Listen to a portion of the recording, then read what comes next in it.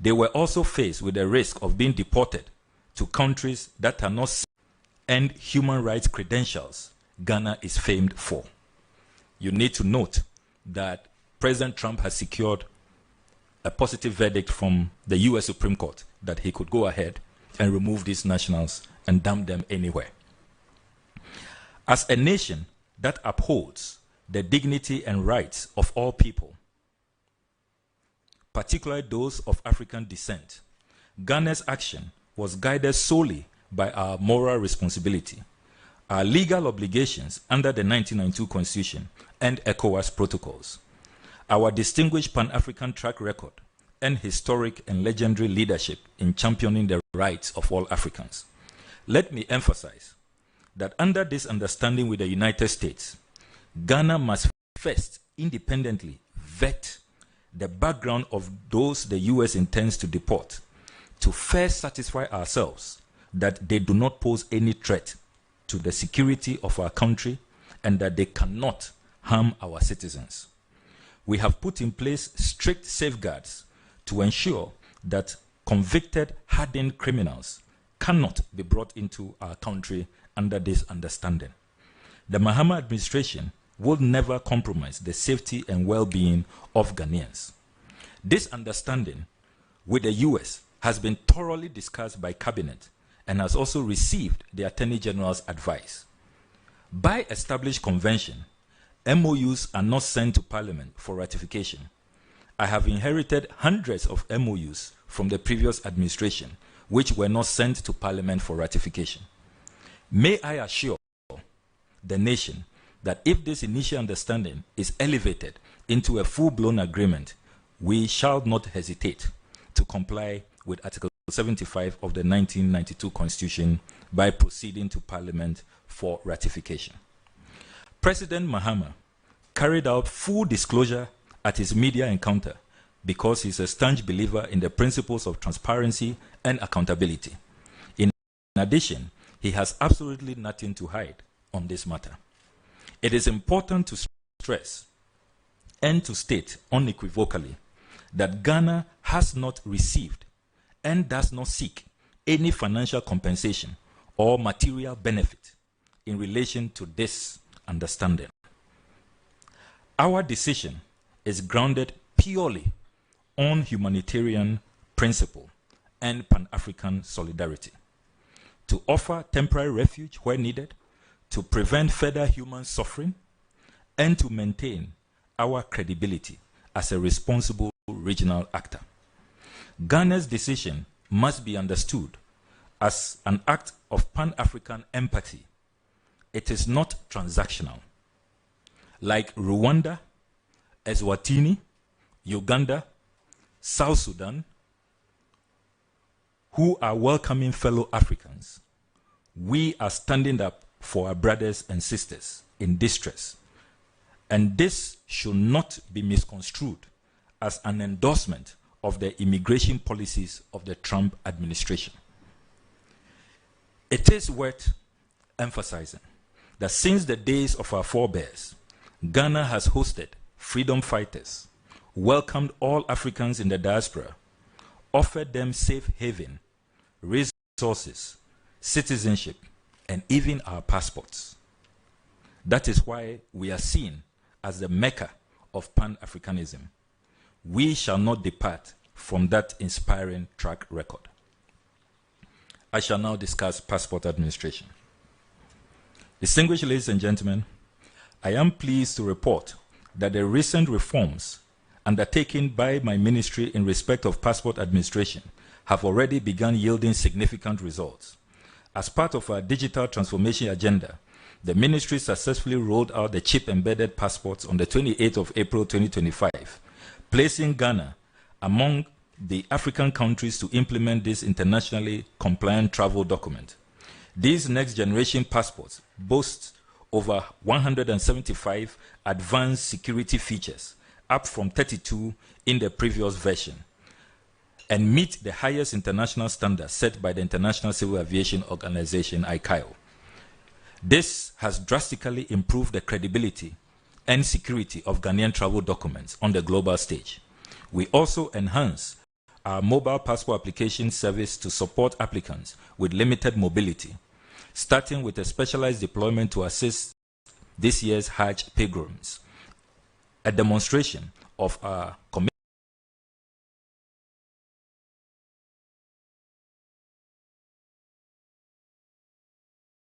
system in partnership with 2 courier companies.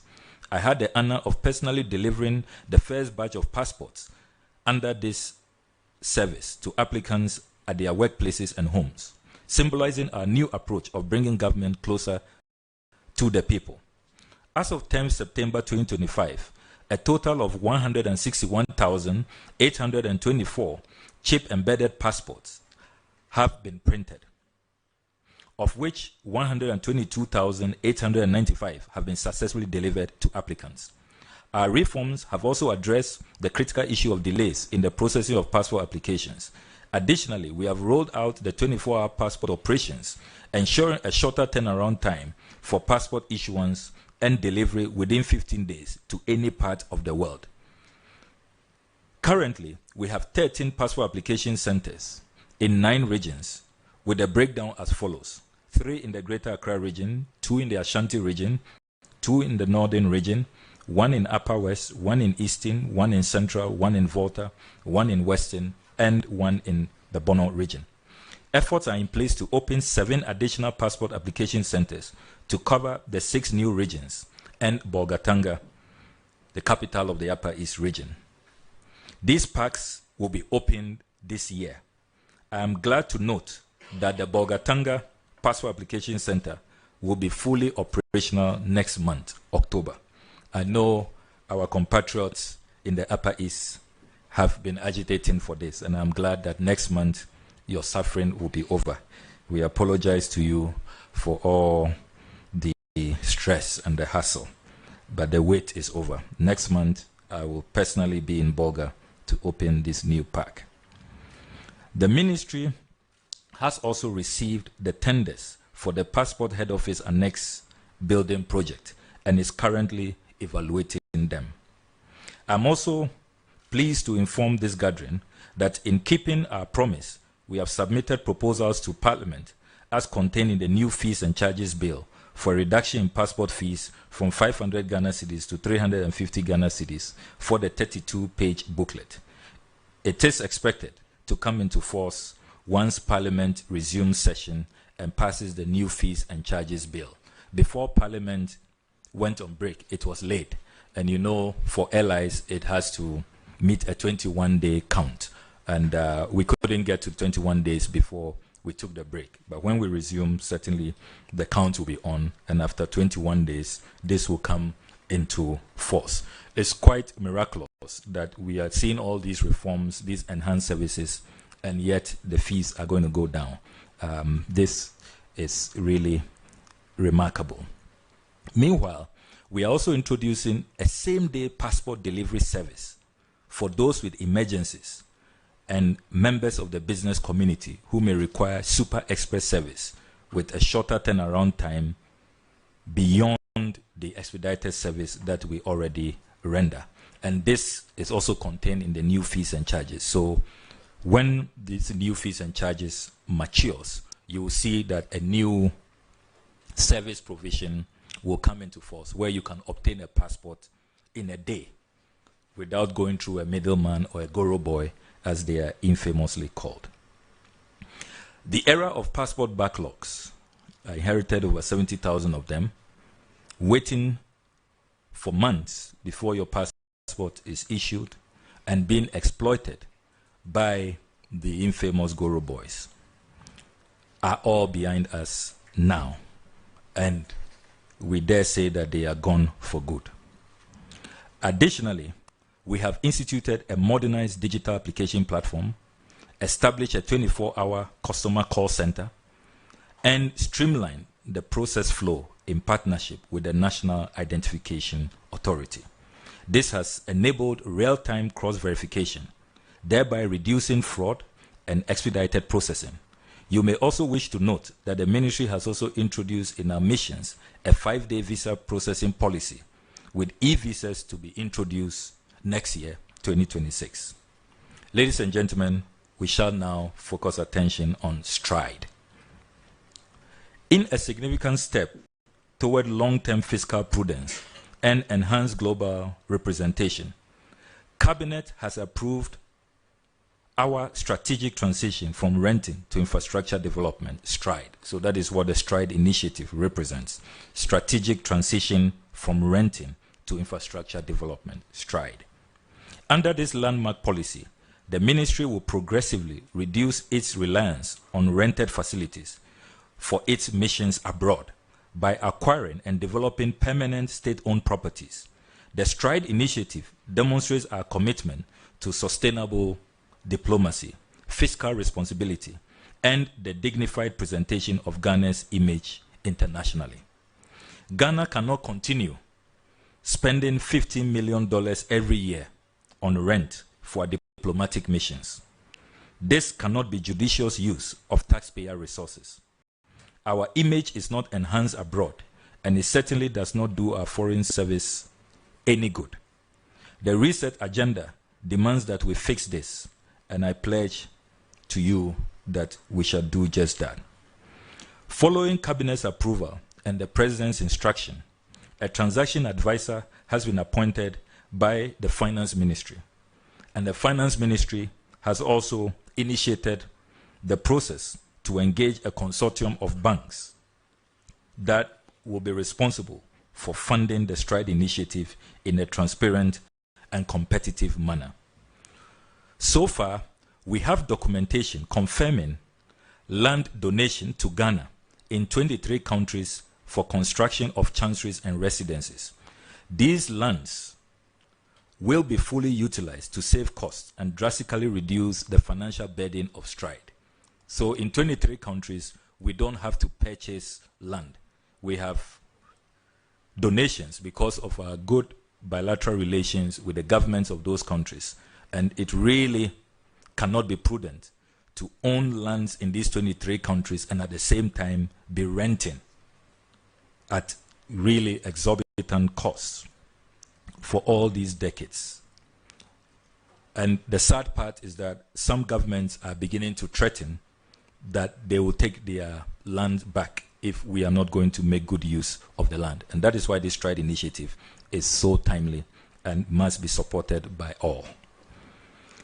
Distinguished ladies and gentlemen, may I use this golden opportunity to announce that the Mahama administration has decided that these new Ghana embassies and high commissions to be constructed across the world must have a standard design which should depict our unique heritage and culture.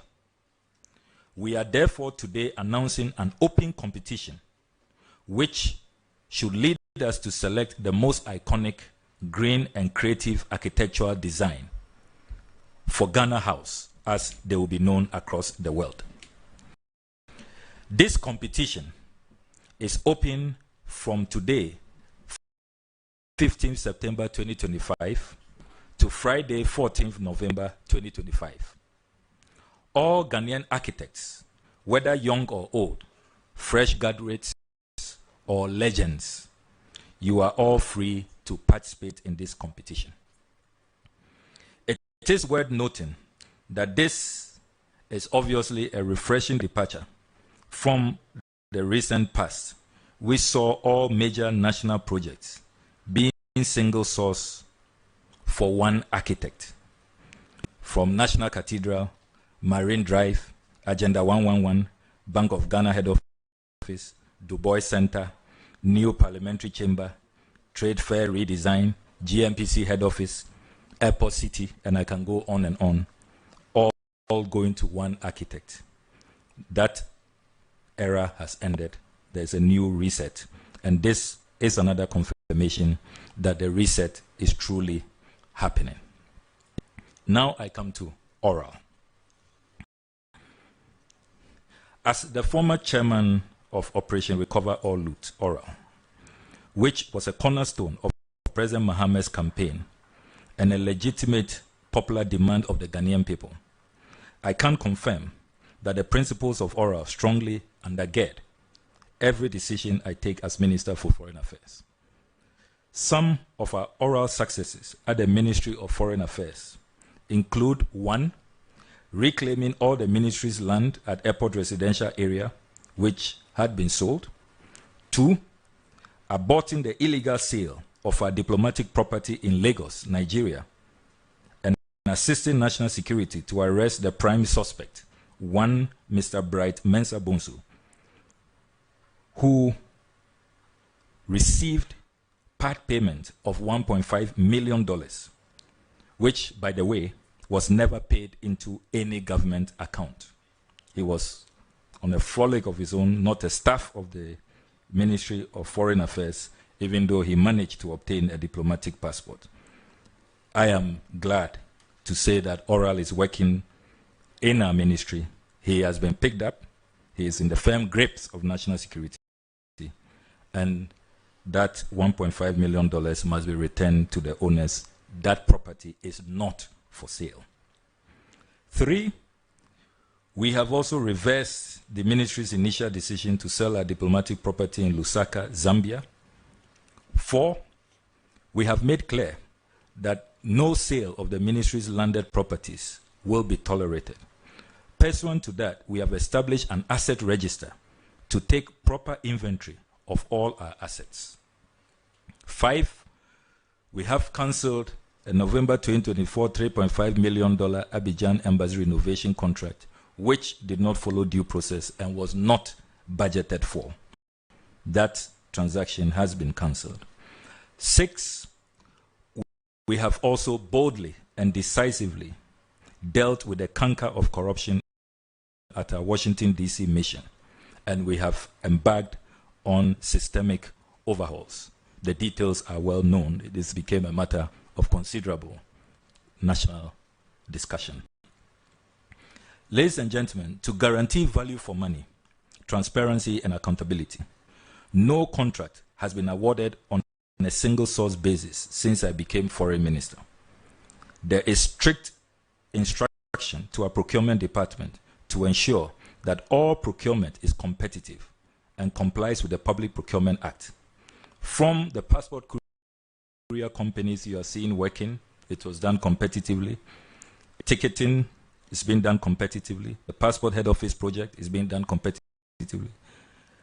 Even contracts as mundane, you may think, as cleaning contracts, I instructed that it should be done competitively. The purchase of staff buses, competitively. Every single contract has gone through a competitive, credible process. Competitive procurement is no longer the exception, is no longer rare. It is now the mainstay. I am able to disclose that Oral does not enjoy only local support. There is overwhelming international support for Oral, which our ministry has been facilitating with other institutions of state. We shall continue with our international collaboration as we support President Mahama and the Attorney General to make Oral succeed. For instance, on President Mahama's recent historic state visit to Singapore, an agreement was reached to support Oral by creating a bilateral framework to build the forensic capacity of Ghana's anti-corruption institutions, including IOCO, SHRAJ, OSP, and the police CID, taking into account Singapore's globally celebrated anti-corruption reputation. Now I shall come to other broad governance issues at the ministry.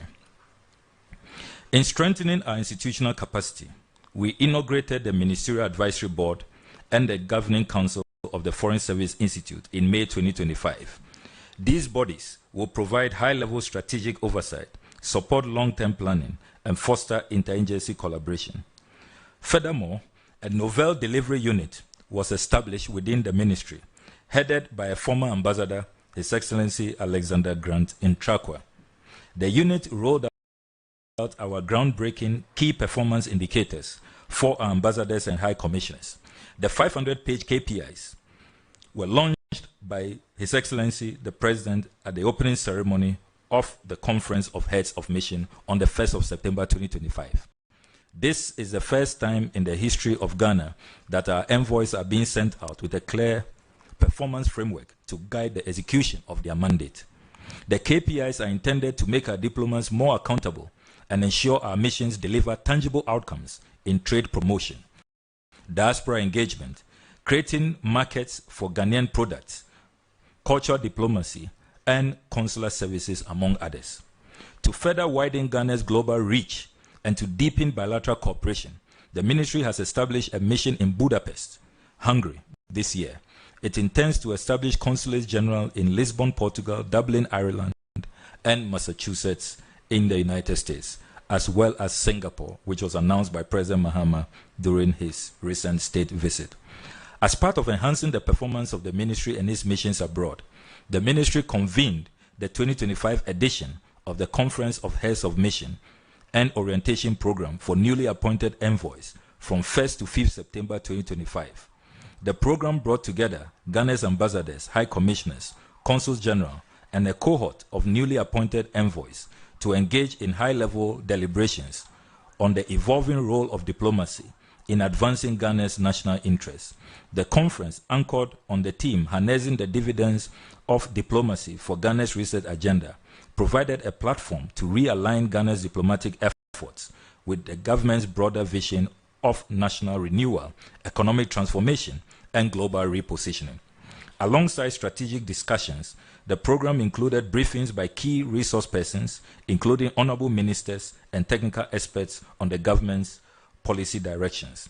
Her Excellency the Vice President, Professor Jenana Opoku-Agyeman, lent further weight to the proceedings by joining the launch of the KPI initiative. At the same time, the Gammanche, Ni Taki Teiko Chru II, who chaired the opening ceremony of the conference, spoke passionately about the importance of cultural diplomacy. And you all agree that his address was most illuminating. The 5-day event also witnessed the commissioning of 18 ambassadors and high commissioners and the attendance of 21 envoys who are yet to be commissioned. The highlight of the week was the closing ceremony awards and dinner night, which was graced by the Chief of Staff, the distinguished Julius Debra, as the guest of honor, Minister for African Integration and Foreign Affairs of Senegal, Her Excellency Yassine Fall, honorable ministers, as well as other government officials. 5 of our veteran diplomats, whose distinguished service has shaped Ghana's diplomatic legacy, received meritorious awards. They are Dr. Obed Asamoah, the longest-serving foreign minister, Ambassador James Victor Beho, Dr. Mohammed Ibn Chambers, Ambassador Chris Bodo, and the 101-year-old Ambassador Richard Maximilian Akwe. He is the only surviving diplomat, the first 10 diplomats who established the Foreign Service of Ghana. He is the only surviving diplomat. Really blessed indeed. And he told me that he's really glad that his sacrifices have been finally recognized. And I want to thank colleagues for making that happen. Now, regional integration and candidatures. Ghana's visibility and leadership on the African continent have grown significantly in the past 8 months. Through intense diplomatic lobbying and strategic engagement, 3 distinct Ghanaians have been elected to senior roles within the African Union. These include Ambassador Amachum Amwa as the Commissioner for Health, Humanitarian Affairs and Social Development of the AU, Ambassador Jengasu Aheto as a member of the African Union Commission on International Law, and Mr. Kwame Edem Senanu as a member of the African Union Advisory Board Against Corruption. These victories reflect the growing respect for Ghanaian professionalism and values on the continent. Additionally, we led the campaign that resulted in Dr. Delise Memedako becoming the first Director General of the African Medicines Agency, a testament to Ghana's commitment to public health and pharmaceutical sovereignty. Dr. Odro Osai was also successfully elected to the United Nations Committee of Experts on Public Administration. In furtherance of regional cooperation, Ghana had the honor of hosting the official launch of the 50th anniversary of the Economic Community of West African States on 22nd April 2025 at the Accra International Conference Center. The event brought together heads of state, ECOWAS Commission heads, and key stakeholders to reflect on 5 decades of regional integration and chart a new course towards a more prosperous, peaceful, and united West Africa. Now, I shall focus on multilateral cooperation. Ladies and gentlemen, His Excellency the President will lead a delegation to participate in the high-level week of the 80th session of the United Nations General Assembly from the 22nd to the 30th of September 2025 in New York. That is just next week. The 80th session is being held under the theme Better Together, 80 years and more for peace, development, and human rights. In keeping with previous practice where heads of state and government address the General Assembly, President Mahama will deliver the national statement during the general debate on Thursday, 25th September, as the 12th speaker. Kindly take note, media. President Mahama speaks on Thursday, the 25th of September, 2025. President Mahama will make history as the first Ghanaian president to return to address the United Nations after an 8-year hiatus, if I will put it that way. As part of his engagement while in New York, President Mahama will participate in several high-level meetings and side events. President Mahama, in his capacity as African Union champion for African financial institutions, will host a side event on Africa's financial sovereignty on 24th September 2025. This event will bring together heads of state and government, finance ministers, governors of central banks, and representatives of the African Union and other institutions to reassert Africa's financial sovereignty, build momentum for the establishment and effective operationalization of AU financial institutions, and seek reforms in the global financial architecture. Furthermore, given the role of the President of the Republic as the AU champion for reparatory justice for Africans and people of African descent, and Ghana's leadership in advocating for reparative justice and reforms, Ghana will co-host a side event with the President of Senegal on 25th of September 2025. The President is also scheduled to hold several bilateral meetings with his counterparts to discuss issues of mutual interest. Some of the highlights of these bilateral engagements include a bilateral meeting with the President of South Africa, a bilateral meeting with the President of the Republic of South Korea, a bilateral meeting with the Emir of Qatar, the Crown Prince of Kuwait, the President of Sudan, Prime Ministers of Netherlands, Austria, Ukraine, and Suriname. Bilateral and international cooperation. Ladies and gentlemen, our international cooperation efforts have extended well beyond the African continent, underscoring Ghana's commitment to constructive global engagement. I had the honor of leading and facilitating several high-level diplomatic engagements, which have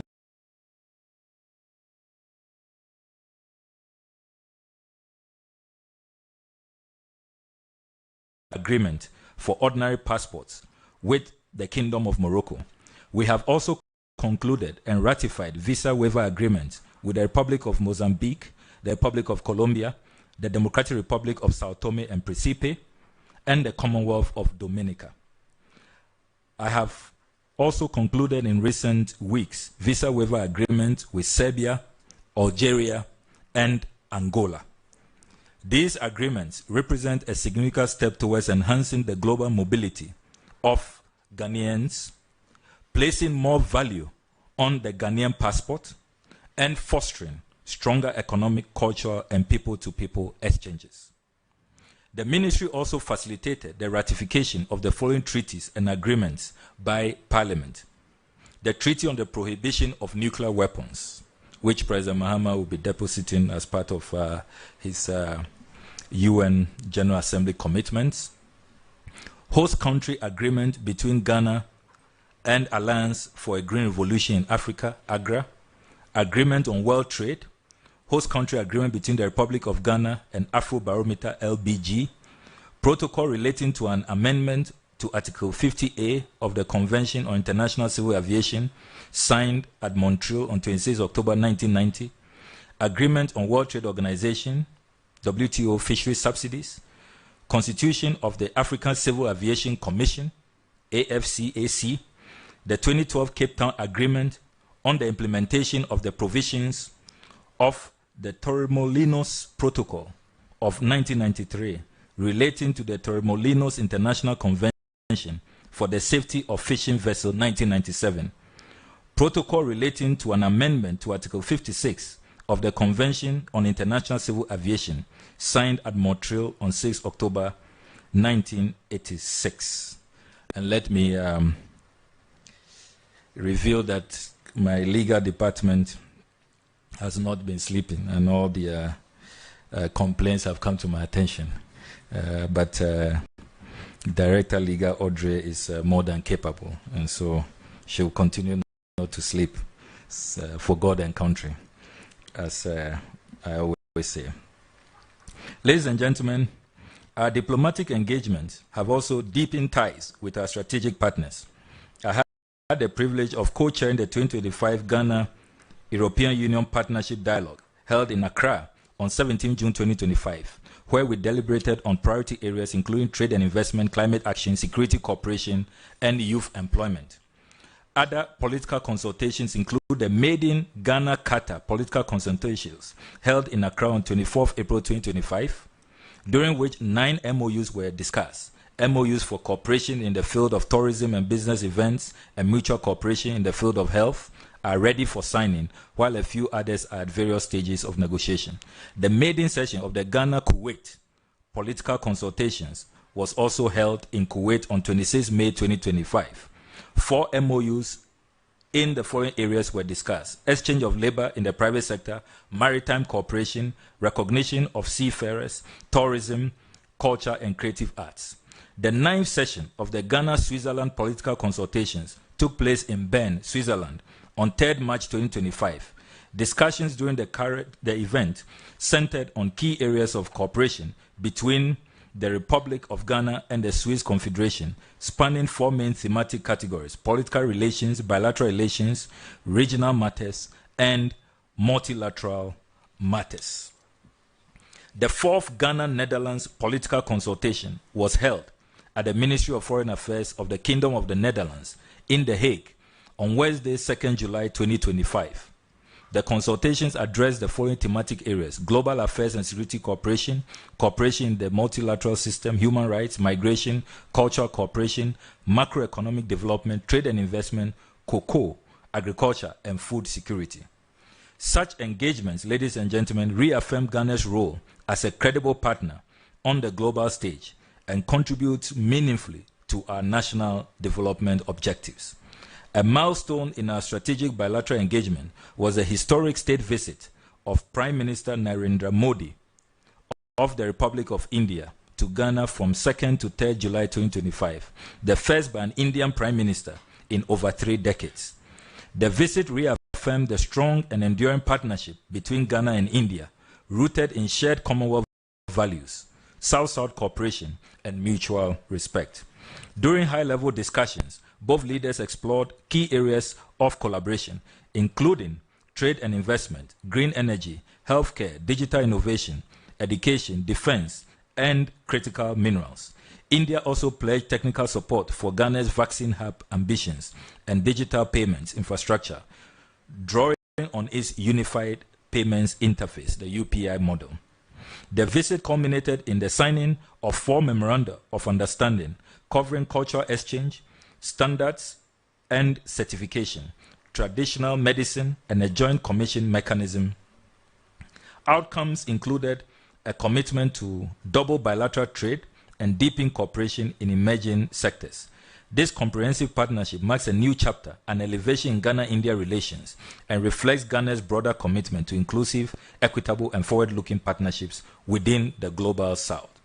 Ladies and gentlemen, His Excellency John Dramani Mahama, President of the Republic, led a high-level delegation, including my good self, to participate in the 9th Tokyo International Conference on African Development, TICAD 9, held in Yokohama from 20th to 22nd August 2025.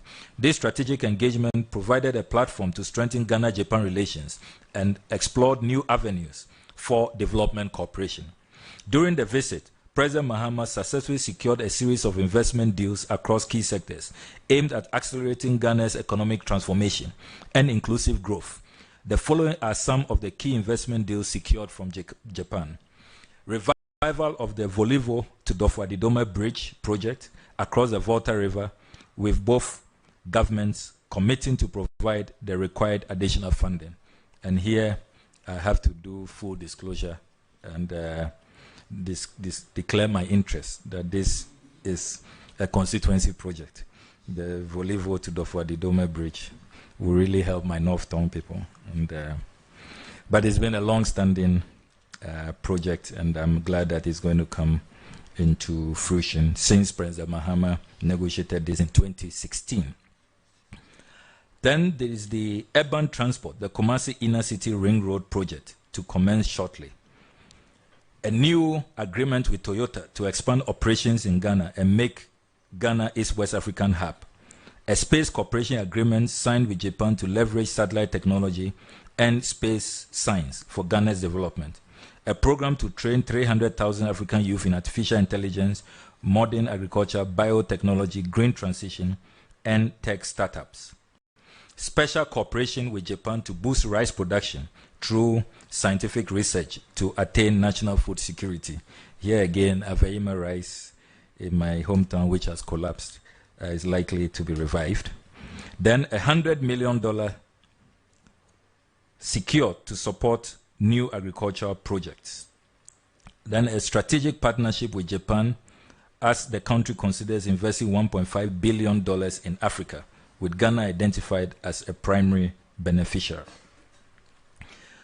The following memorandum of understanding were signed on the margins of the summit. Cooperation on promoting business and investment relations between Ghana and Japanese businesses. Space business cooperation, co-creation, development implementation of information technology education curriculum in Ghana, industrial development through the expansion of the automotive business. At the invitation of His Excellency Tharman Shanmugaratnam, President of Singapore, President John Dramani Mahama undertook a historic state visit to Singapore from 26 to 28 August 2025, becoming the first Ghanaian president to do so. The visit aimed at strengthening bilateral cooperation across key sectors, including trade, investment, education, science, innovation, agribusiness, urban development, and the digital economy. It also sought to foster strategic partnerships that support Ghana's economic transformation while enhancing Singapore's engagement with African markets. During the visit, the President had the opportunity to present Ghana's investment potential to a distinguished group of global investors and development partners. The primary objective was to attract investment commitments, strengthen strategic partnerships across key sectors, and position Ghana as a gateway for Singaporean businesses seeking access to opportunities within the Africa Continental Free Trade Area. As a result of these engagements, President Mahama successfully secured investment deals valued at $1 billion, spanning a range of strategic sectors. The underlisted agreements were secured during the visit. Olam committed to invest $200 million in new projects, including a new 43,000 metric ton pasta processing plant and a feed processing plant for poultry and agriculture. And I am glad to announce that they have commenced construction, and the President is eager to commission these projects next year if they go according to schedule. Shangri-La has also pledged to construct a $300 million ultra-modern 5-star hotel, a mall, and a convention center. Ghana seeks to become the conference destination in West Africa, and this project is really key in helping us achieve that objective. Then a 10,000 capacity student hostel is to be built for students at the University of Ghana. We are told that the residential deficit is now in excess of 50,000, and this will go a long way to reduce the plight of our younger compatriots who are forced to grapple with in, out, out, out, as we hear. Security upgrades at Kotoka International Airport to enhance our capability to, among others, check smuggling and drug trafficking. Expansion of Tema Port and revival of the Tema Dry Dock. Construction of a new jetty for oil ships. Partnership with Singapore to establish road material testing labs across Ghana.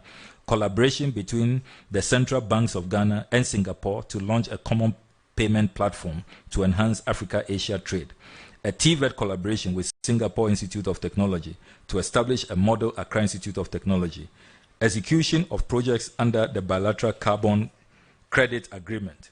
As part of a public service research initiative, the first group of 18 chief directors from Ghana's ministries have already traveled to Singapore and are there currently for intensive leadership bootcamp focused on capacity building and knowledge sharing.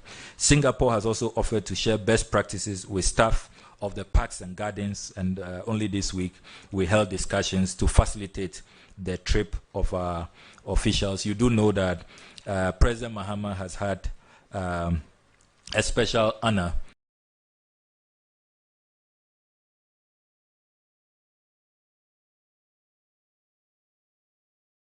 a special orchid has been named after him. He's the only second Ghanaian after Kofi Annan to have that honor at that UNESCO heritage site. And we are glad that our parks and gardens officials are going to work with their Singaporean counterparts so that we can also beautify Ghana. Interestingly, both parks and gardens were established in the 1850s to 1870s by the same colonial masters we share.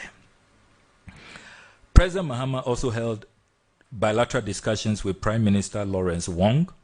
A key highlight of the engagement was the signing of 3 memoranda of understanding as follows: MOU on bilateral consultation to enhance diplomatic coordination, MOU on capacity building to foster skills development, MOU on the adoption of Singapore's standards of mass flow meters.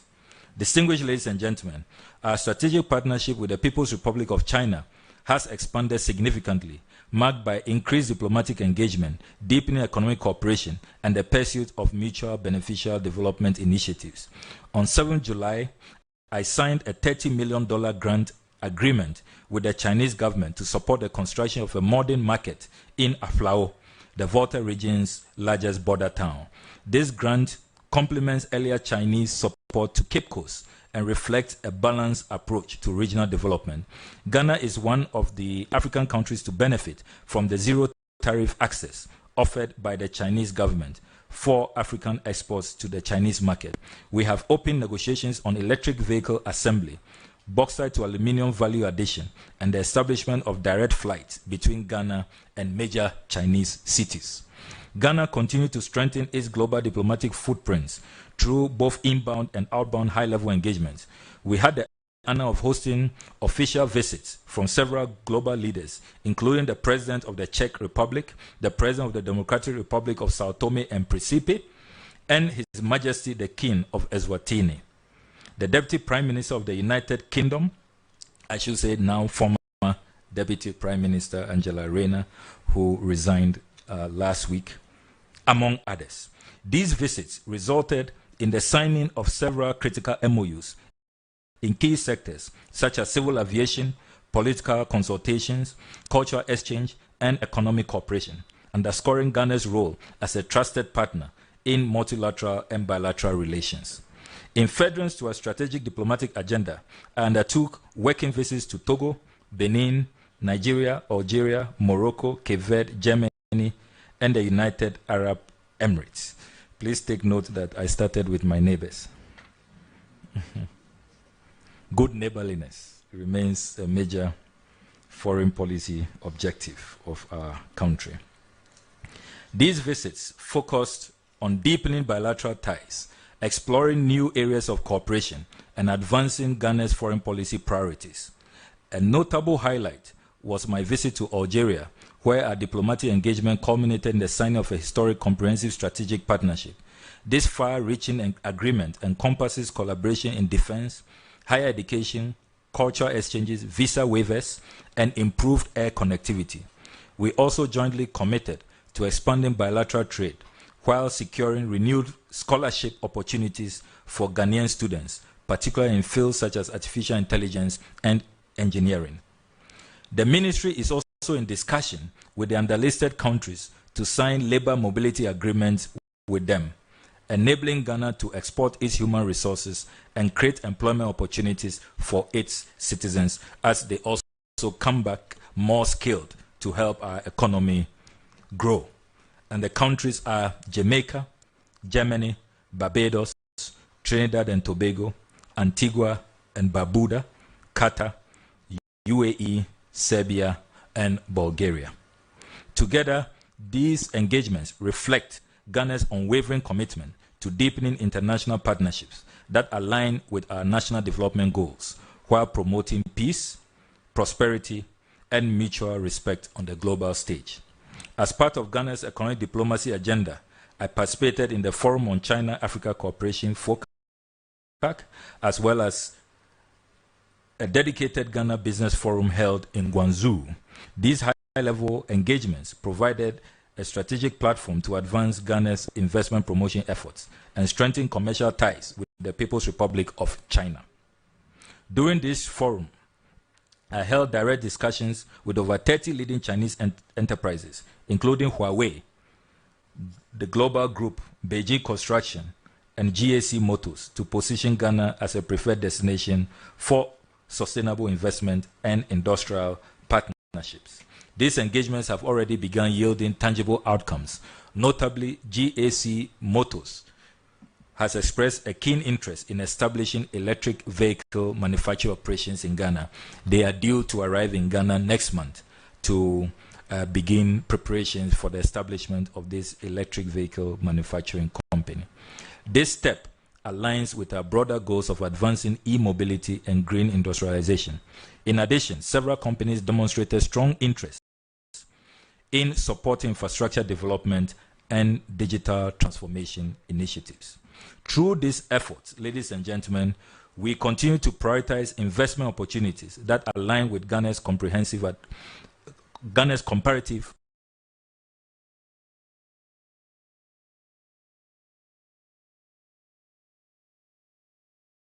and accelerate inclusive economic growth. Ladies and gentlemen, Ghana's diplomacy is undergoing a meaningful reset and a purposeful transformation, recalibrated not merely as an instrument of statecraft, but as a catalyst for inclusive development, national pride, and global leadership.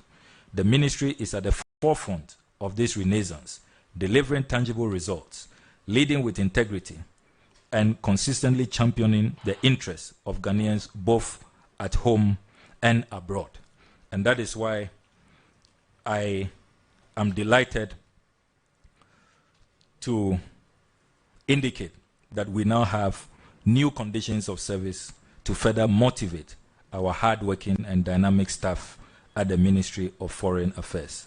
As they deliver more results, we must also be interested in their welfare and doing more to motivate them so that morale will continue to be high. I see Ambassador Akins is excited about that. With the continued support of all stakeholders and the Ghanaian people, we remain steadfast in our commitment to building a foreign service that is professional, people-centered, and purpose-driven. Our vision is clear: to establish a modern, effective, and globally respected foreign policy apparatus that reflects Ghana's values, advances our national interests, and enhances our standing on the world stage. The Ministry of Foreign Affairs stands ready to meet this mandate with dedication and resolve in service to the nation and its citizens, definitely for God and country. I thank you for your attention.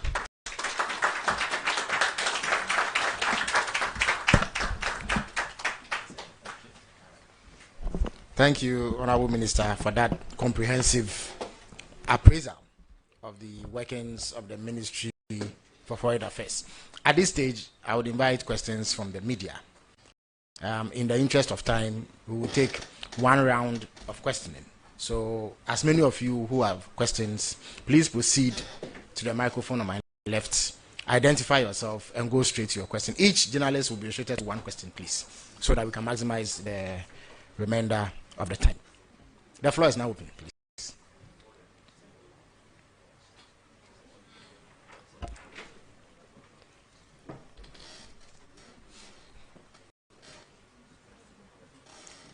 All right.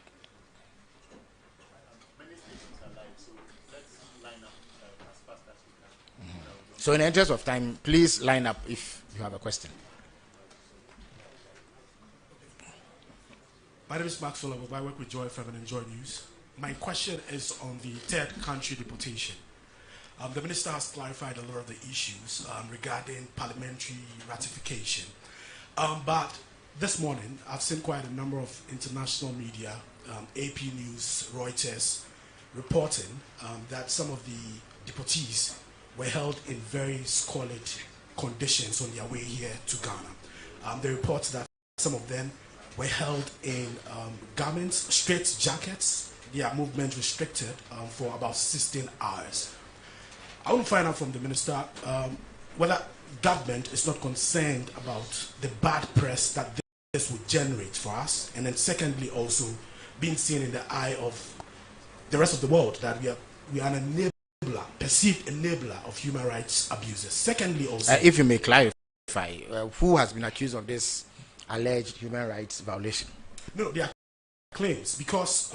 claims on that who has done what? There's a lawsuit in a court in Washington where this person, the complainant, is making the claim against that they were abused. By who? On their way here to Ghana. They were held in straight jackets and all of that. And the international press is reporting this. Okay. And some persons...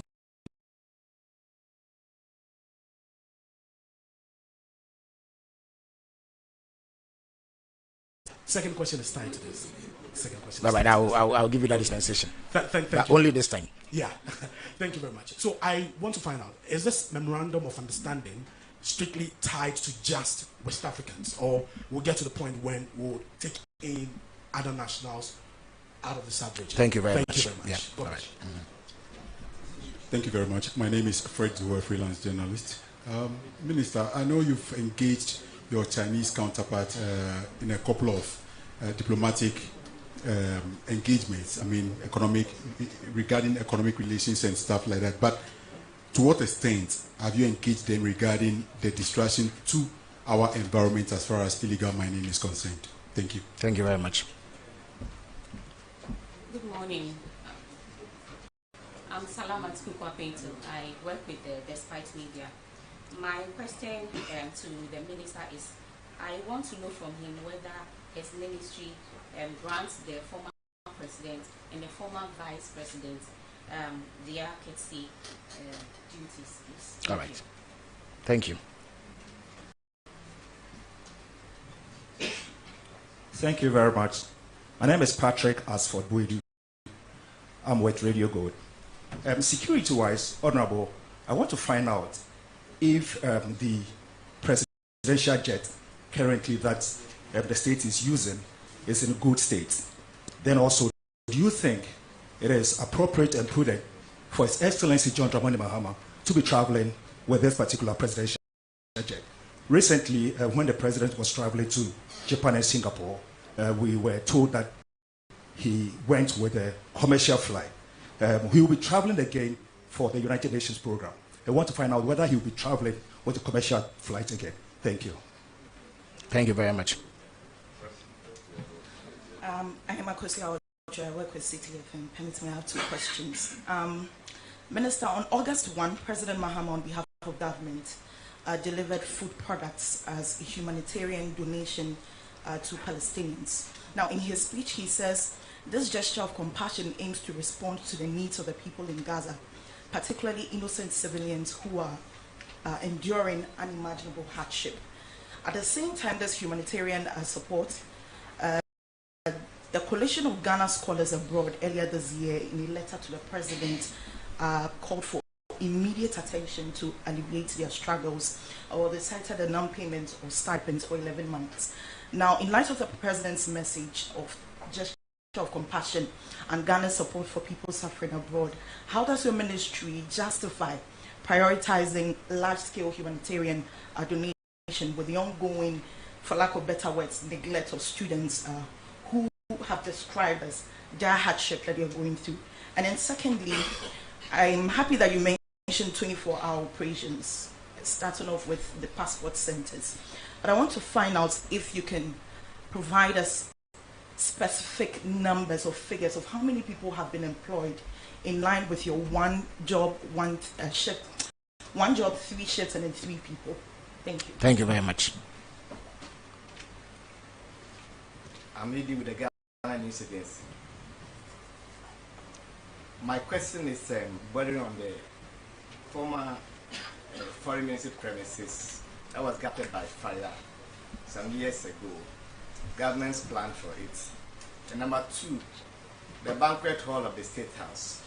It has been left in a state that we are no longer using it. And when a building is in such a situation, it will be deteriorating further and further. And the third one is on the Accra International Conference Center. Years back, there was some development of cracks in the building. And what is government doing about these 3 state assets? Thank you very much. Let me indicate that this will be the last question. The minister would answer these questions, after which we'll bring the proceedings to an end. Thank you very much. Honorable Minister, the floor is yours. Let me thank you all for the very insightful questions. I have written 10 questions from all of you, and I will proceed on the order with which we received the questions. Maxwell Ablakwa of Joy, on the third country deportation, you are wondering if we will not be seen as an enabler. To the contrary, I mean, these people had their rights being violated already before their departure. We have followed the lawsuits that have been filed, and it is important to stress that Ghana has not been cited. We are not the target of these persons who say their rights have been violated. Their target is the United States, the Trump administration. And as has been pointed out, we are only helping our brothers and sisters. We are coming in purely on humanitarian grounds, expressing Pan-African solidarity, which Ghana is famed for. So we should rather be seen as a country that wants to look out for its fellow Africans. That is why we made it clear to the Americans that we will not accept $1. We don't want any, because it comes with some financial burden, you know, hosting them, taking care of the accommodation and all of that before they transition to their countries. But we said that we will not, because it could be misconstrued and the impression could be created that we are doing this for some other motive, some financial objective. We are not seeking any financial gain at all, and we have stated that under no circumstance will we accept any financial reward for accepting. We just could not continue to take the suffering of our fellow West Africans. And remember that West Africans can come to our country visa-free for 90 days under ECOWAS protocols. So really, what we are doing is consistent with our ECOWAS protocols. The second part of your question, Maxwell, is that are we going to be expanding this to other Africans? For now, the strict understanding we have with the Americans is that we are only going to take West Africans. And we did that because we noted that in other regions of Africa, other countries were looking out for citizens of those regions. For example, Uganda, Rwanda, Eswatini, Sudan, taking care of Africans from other regions. So we thought that since there was a vacuum in West Africa, we should step in as part of our Pan-African credentials to take care of West Africans. So for now, it is tied strictly to West Africans. Then Fred Duho on China and Galamsey. We have very great relations with China, and to be fair to the Chinese, a lot of them are doing good business. They are investing in transformative projects. There is no official China government policy to come and destroy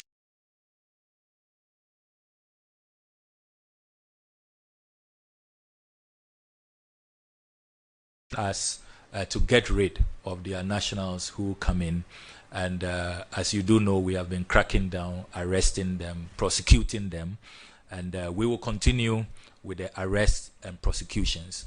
I can confirm to you that as part of my recent visit to China, I went to the state where they are notorious for sending their nationals here to engage in Galamsey. I met with the governor, the city authorities, and Director Asia is here. He can confirm that in that meeting, I did not mince words at all. I really stated President Mahama's position that this cannot continue.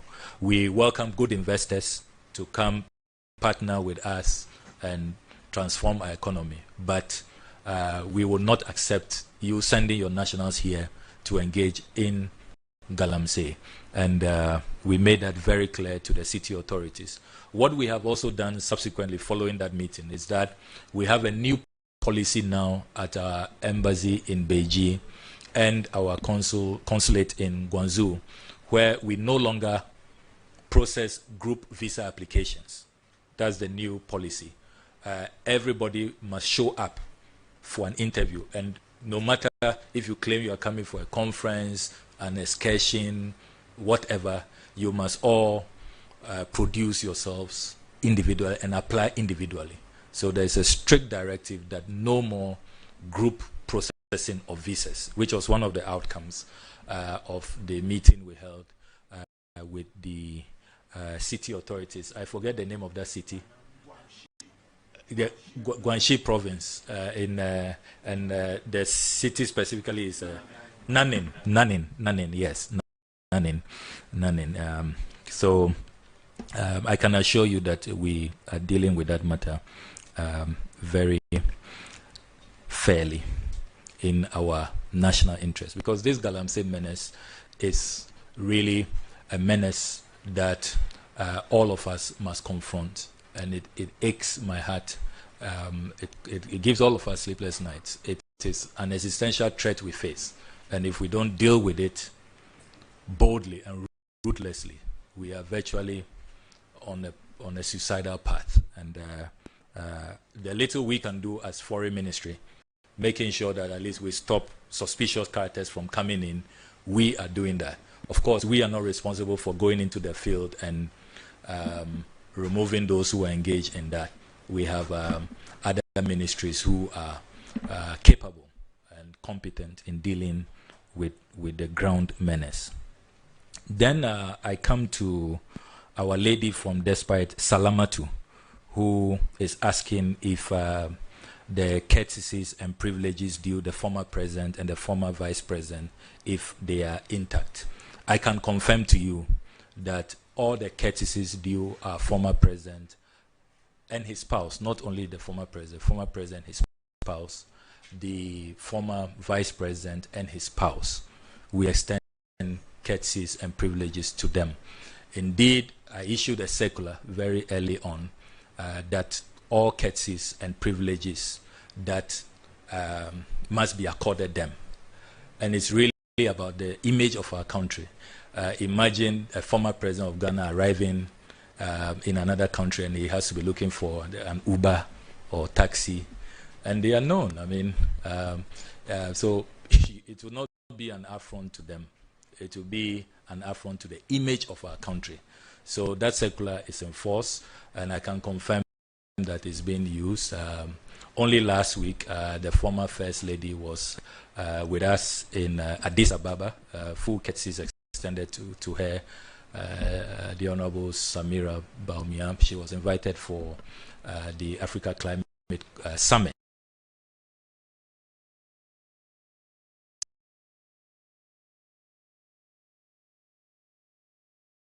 Called me to confirm that can he still proceed to extend full courtesies. I said, yes, why not? Go ahead.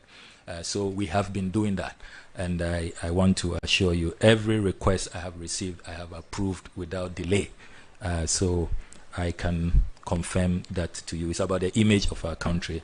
And when it comes to certain matters, we have to put aside needless, petty politicking. Then Patrick Ashford Buedu is asking the state of the presidential jet. The presidential jet, the last briefing we had in cabinet is that it is still being serviced in France. As the president has explained to the public, it went for routine servicing, and it was discovered that there was massive corrosion. I think that the late defense minister was also in parliament to provide details, and that massive corrosion has led to a very long delay in the servicing of the presidential jet. You also asked that how will President Mahama be traveling? President Mahama has not complained about commercial travels. I have seen some people say, oh, President Mahama spent 22 hours in Dubai, and they blame me for that. I saw a colleague of yours apologizing to President Mahama that is because of me, that if President Mahama had his own way, he would have chartered a luxury jet, but because I'm foreign minister, he cannot do that. That is so unfair to President Mahama. That was just propaganda. It is not true. No president will be allowed to be stranded at an airport. Let us get serious and stop this childish propaganda. We have a consulate in Dubai. We have a full mission in UAE. I mean, you think that foreign service officials there will keep their job? If it comes to my attention that the commander-in-chief, our president, was allowed to be stranded at an airport in Dubai because he couldn't charter a jet. Please, let's credit the Ghanaian people with some discernment and some modicum of wisdom. It's just propaganda. Some people clearly want to justify certain actions of the past and whitewash. I still maintain that when our presidential jet is in good condition, in pristine condition, let me use the word which has become very famous. People speak as though I created that word. When our presidential jet is in pristine condition, it is not right to be chartering £18,000, $20,000 an hour charter jet. We come into public office to protect the purse and to do our best to be measured and to be frugal.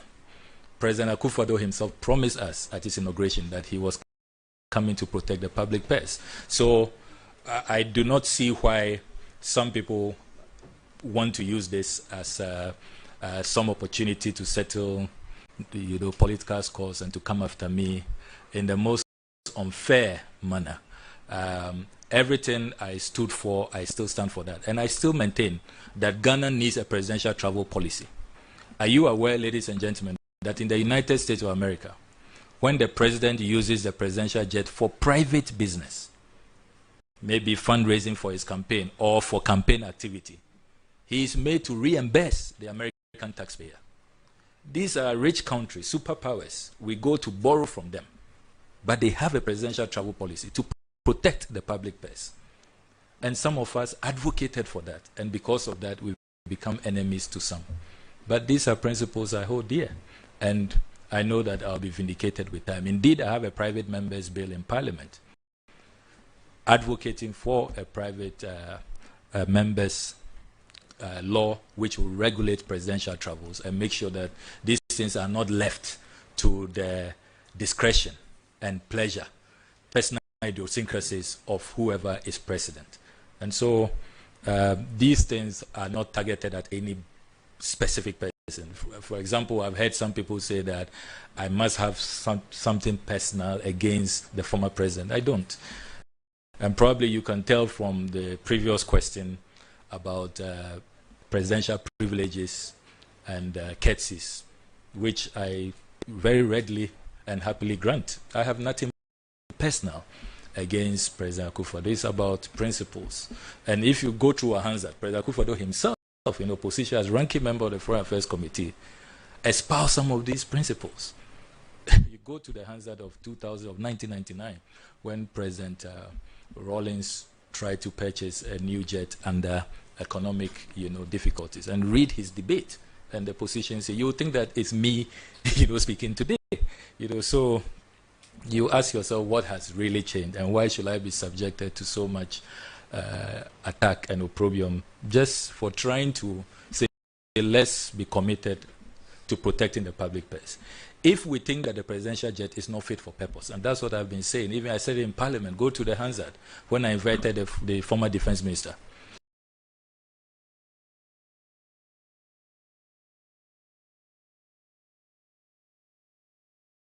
Judicious use of our taxes, sustainable way of ensuring that our presidents travel safely. So the principle is clear, and these are principles that I will continue to hold dear. So I hope that Patrick Ashford-Boadu, I've dealt with your matter. Then Akosia Ochre of City FM. Oh, you have 3 minutes. I'll wrap up quickly. Akosia Ochre of City FM. I'm glad that you spoke to the donation to the Palestinians. Indeed, I believe that most Ghanaians, you all felt proud. There's so many Ghanaians who called me when I went out, many Ghanaians who said, look, for once, Ali, we are also donating something. We are not just receiving. They are tired of us receiving. So I'm glad that you highlight that point. Except that you are saying that when students are owed their scholarships, that we are donating to the Palestinians. I think that the two are not mutually exclusive.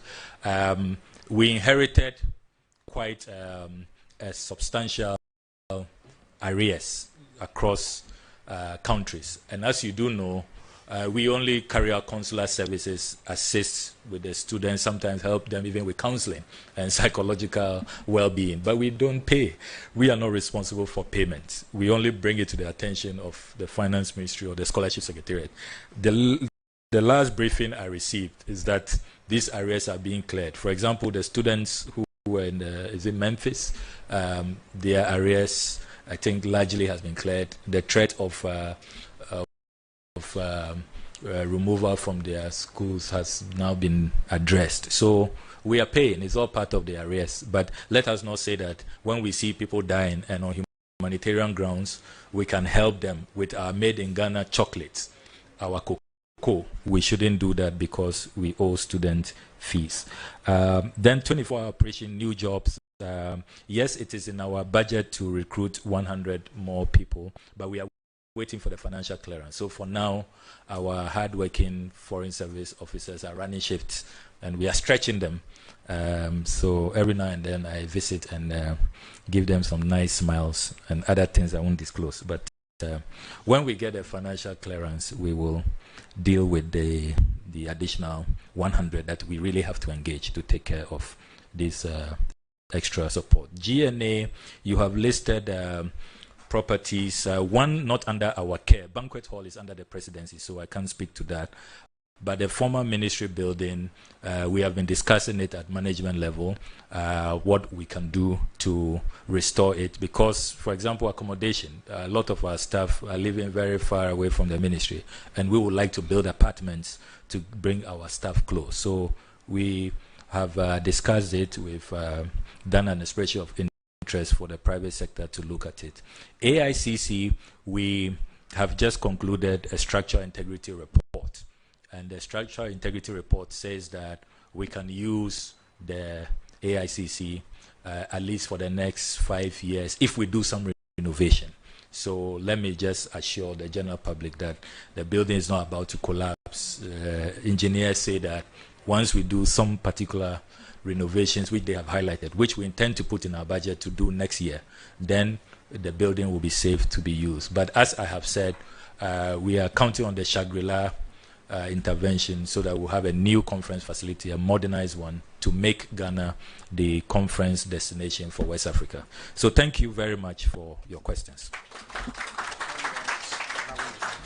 So thank you very much, Honorable Minister, for giving us that comprehensive brief and for answering the questions so satisfactorily. So on that note, we draw down the curtains on today's edition of the Government Accountability Series.